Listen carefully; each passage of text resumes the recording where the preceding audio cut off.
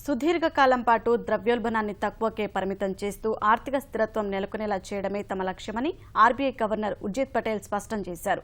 వడ్డీ రేట్ల సవరణాంశం ద్రవ్యపరపతి విధాన కమిటీ చూసుకుంటుందన్న ఆయన ద్రవ్యోల్బణం సహా ఇతర పరిస్థితులను పరిగణలోకి తీసుకుని వడ్డీ రేట్లపై నిర్ణయం ఉంటుందని ఈటీవీకి ఇచ్చిన ప్రత్యేక ముఖాముఖిలో వెల్లడించారు. పెద్ద నోట్ల రద్దుకు కొన్ని నెలల ముందు నుంచే కసరత్తు జరిగిందని చెప్పిన ఉర్జిత్ పటేల్ ఆర్థిక సంస్కరణల అమలుతో మెరుగైన వృద్ధి రేటు సాధిస్తామని స్పష్టం చేశారు. వచ్చే ఆర్థిక సంవత్సరానికి 7.4% వృద్ధి రేటు లక్ష్యంగా పెట్టుకుంటున్నామంటున్న ఉర్జిత్ పటేల్తో ప్రత్యేక ముఖాముఖి ఇప్పుడు.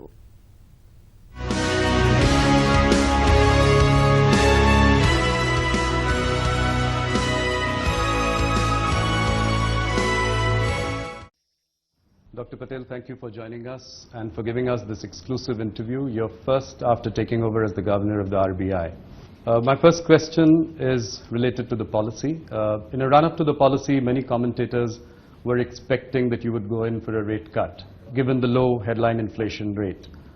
But you did not do that, and you shifted the monetary policy stance from accommodative to neutral. What are your reasons? The Monetary Policy Committee resolution and statement that was published last week was fairly extensive in terms of the explanation that was given. To recap, since we have committed to move closer to 4% inflation because of the legislated and notified mandate of the government, we needed to look beyond the headline number to see where the kind of disinflation that is needed to take us towards 4 would come from.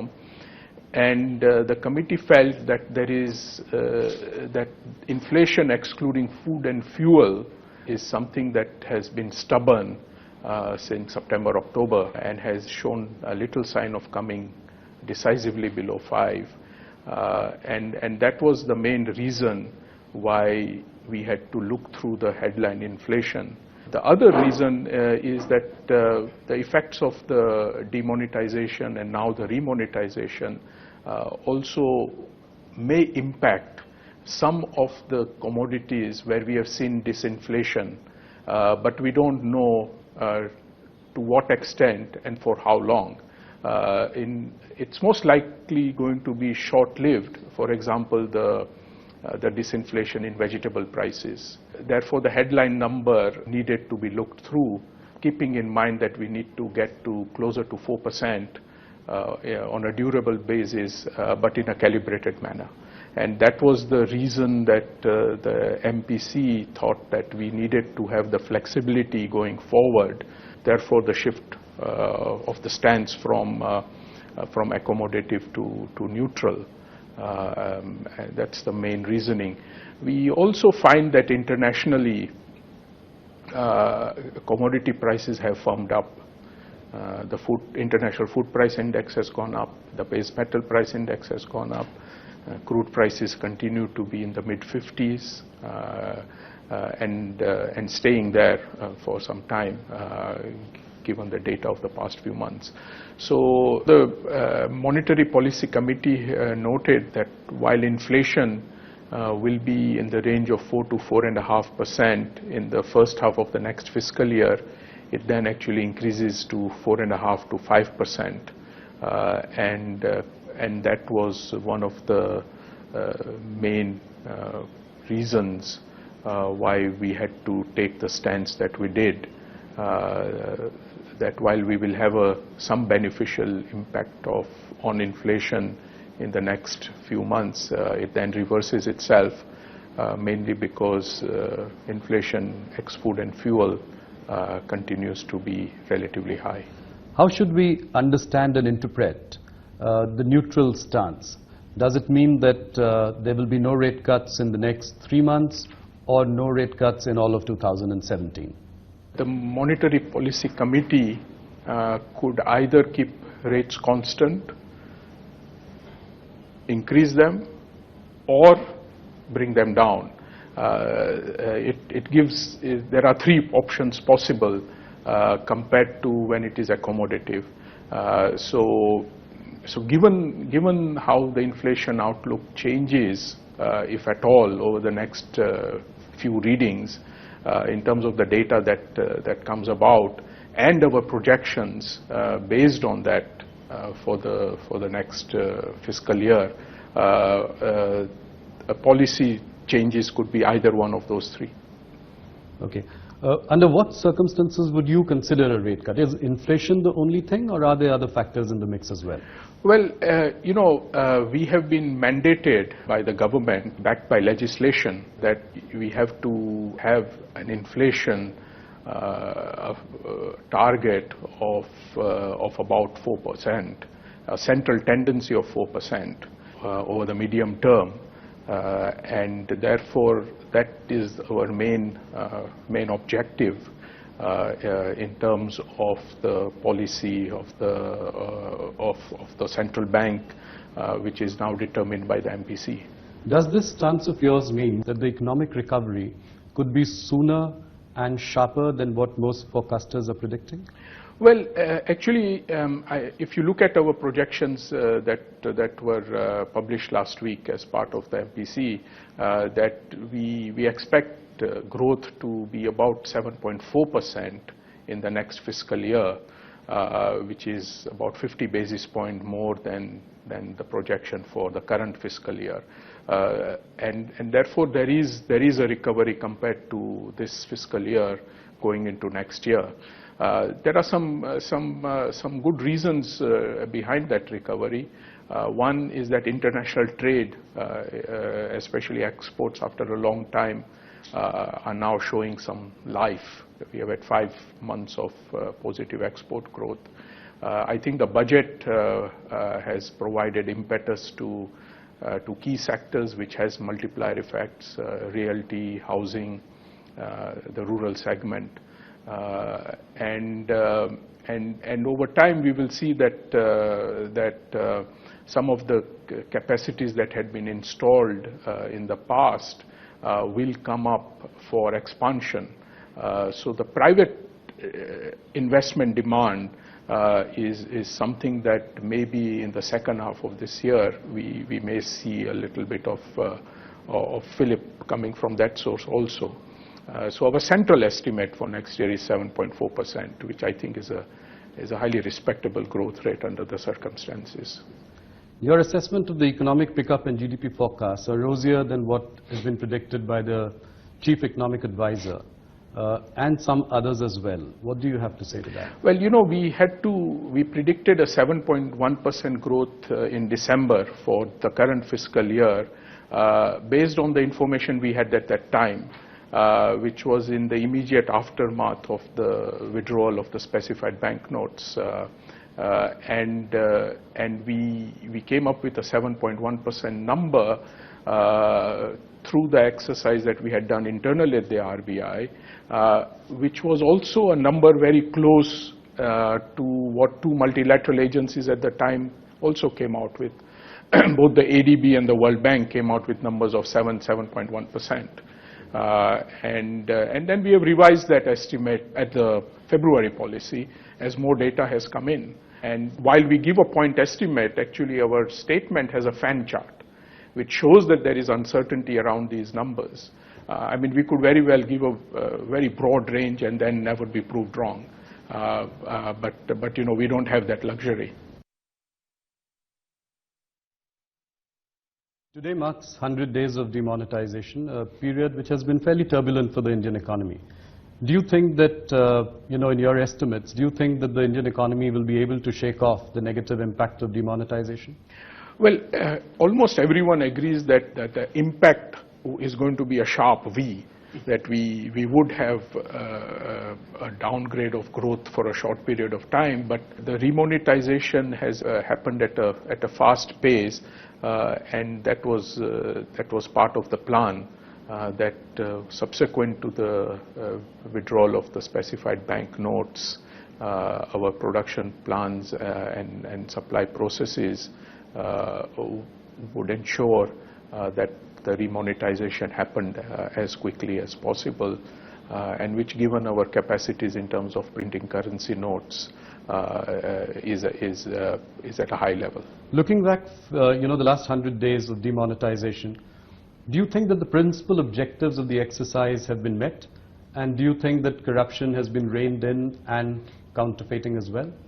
Well, there were several objectives behind this. From the RBI side, the fake Indian currency note is an important issue that needed to be addressed.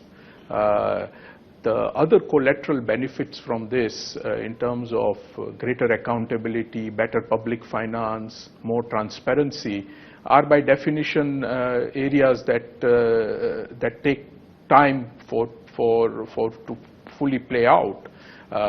We have also had financial reintermediation in terms of greater financial savings going into deposits, mutual funds, insurance.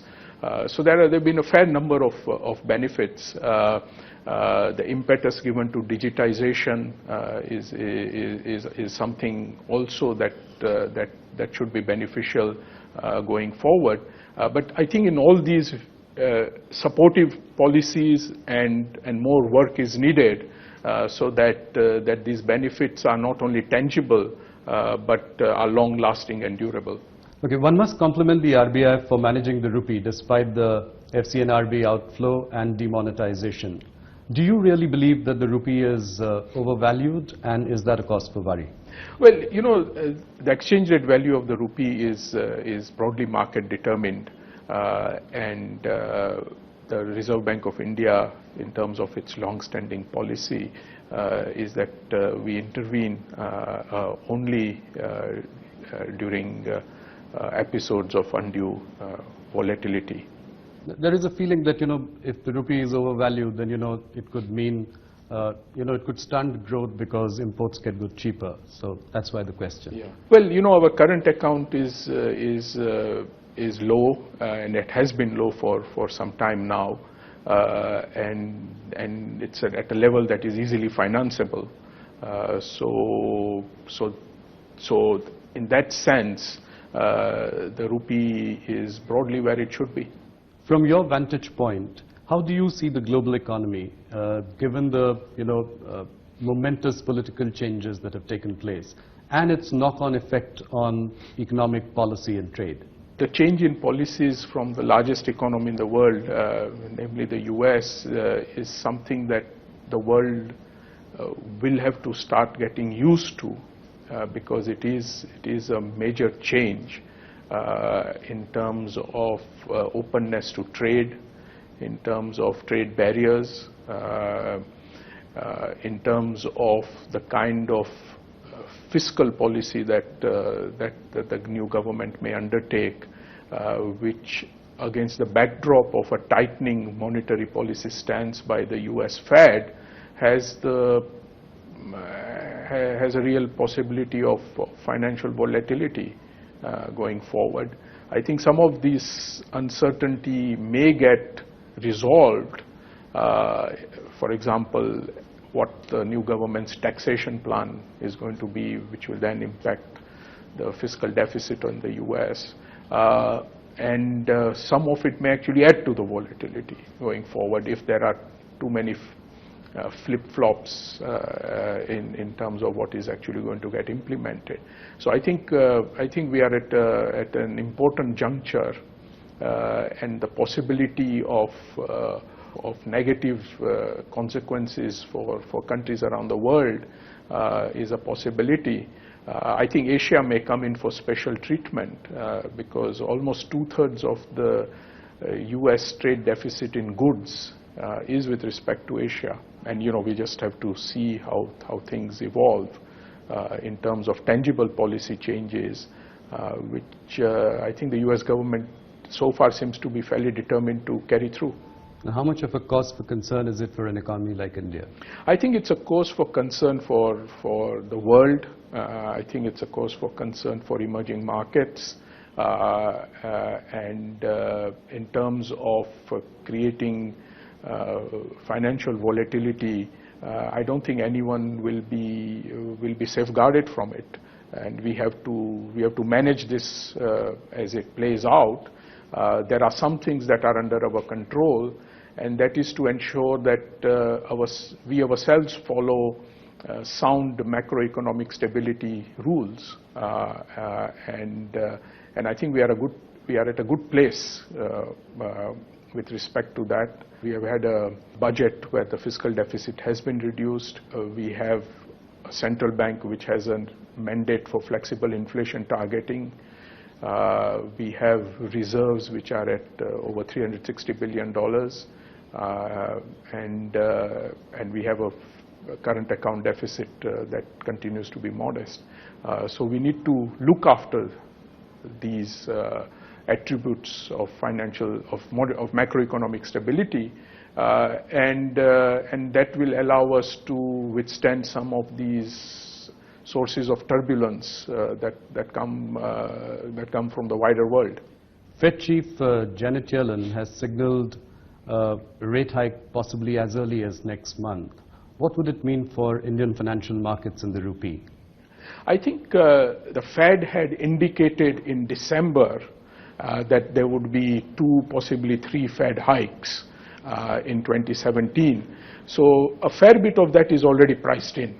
Okay. And given that financial markets are forward-looking, from that source alone, I would expect, and I would underline the word expect, that the repercussions may not be that much compared to when the increased the interest rates in December and issued a hawkish statement. I think that was the news.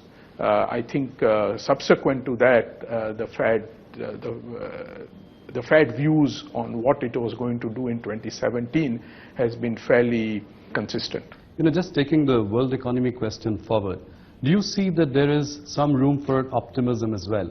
What would you advocate today for corporate India? A cautionary stance or an expansionary mindset?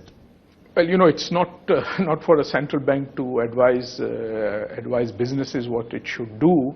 I think there are opportunities in each sector, and they are best placed to figure out how they want to both manage their risks while expanding their footprint. So, Urjit, we've been sort of, fed on the virtues of globalization for the past 2 decades.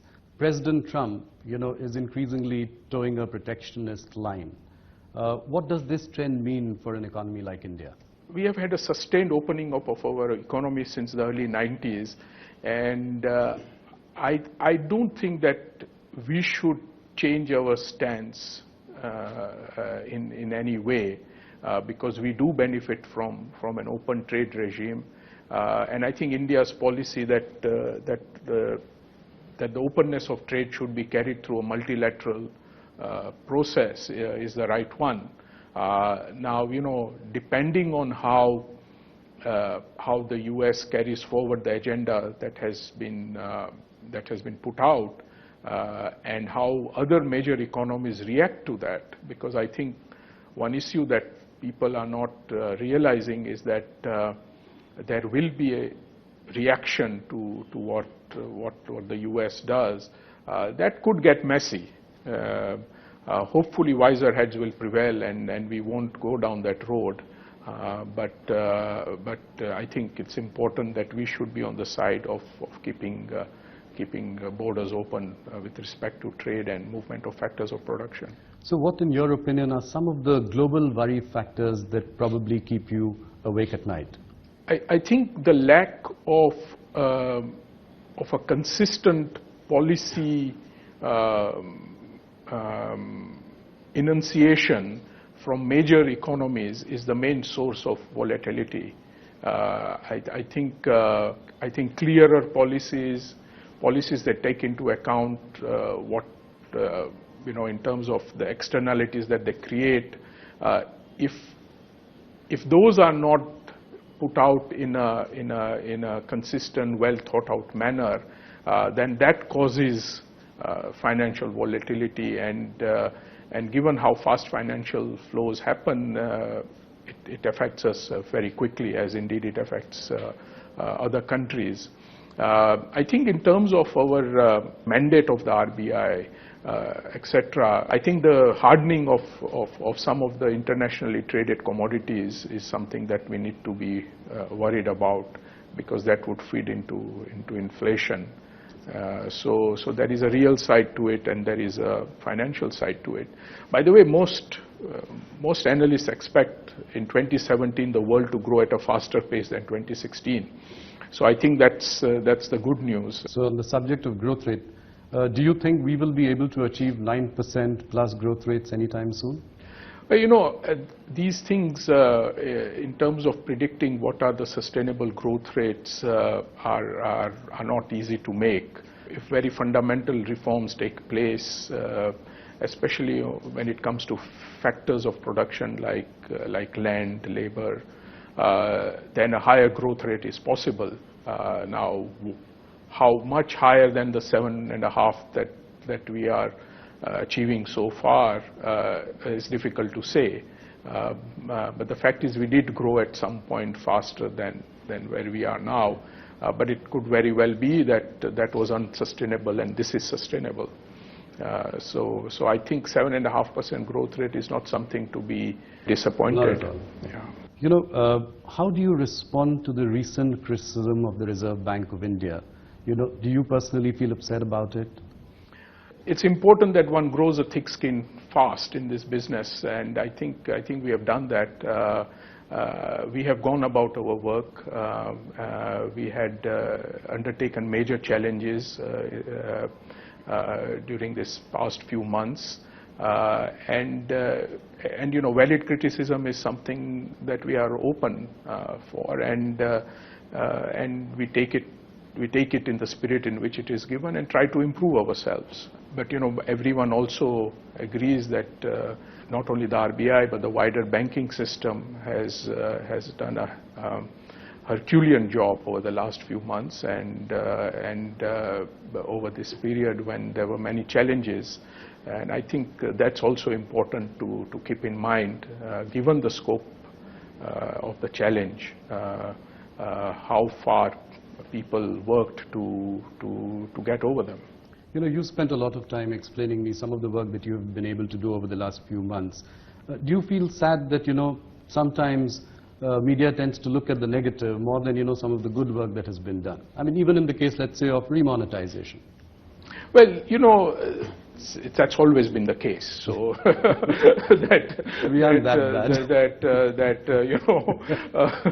these things, what makes news is fairly subjective in this regard. In terms of the remonetization, we are proceeding at a pace that is very quick, and therefore we have managed to bring the situation to normal along most of the dimensions after the demonetization. In a way, this was part of the plan. We would be printing the currency notes to full capacity from day one, and we would reach a threshold point in this process when things do become more or less normal. That's again part of the good work that has been done. So you are saying that it was a part of a plan that was set into motion many months before the demonetization exercise kicked in? Yeah, I mean, I think that given the currency replacement that was required, these kinds of plans and programs are set in motion a long time back in terms of the supplies, the orders, the logistics, organizing the distribution, just in terms of the sheer number of notes that need to be printed in a new denomination to replace the older ones. So Urjit, most finance ministers, over the past few years expect the RBI governor to cut rates. Despite that, this time you've been able to maintain a mildly hawkish stance. Just goes to show that, your equation with Mr. Jaitley is terrific. Well, the best way that a central bank can support growth on a durable basis is to ensure that inflation is low, stable, there is financial stability, and that is the role that the central bank plays. Very few countries grow at a high growth rate if inflation is high and volatile.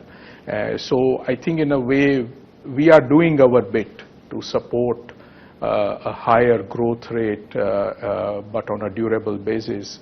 And with the constitution of the MPC, we have now diverse views on how the monetary policy is established every 2 months. And I think that's a very important milestone in our economic history, that the monetary policy is now determined through a committee process where there are both independent committee members and representation from the RBI. Urjit, thank you so much for this interview. Thank you for taking time out and giving us this exclusive. It was indeed my privilege to interview you as the Governor of the Reserve Bank of India. All the best. Thank you, Rahul. I appreciate it.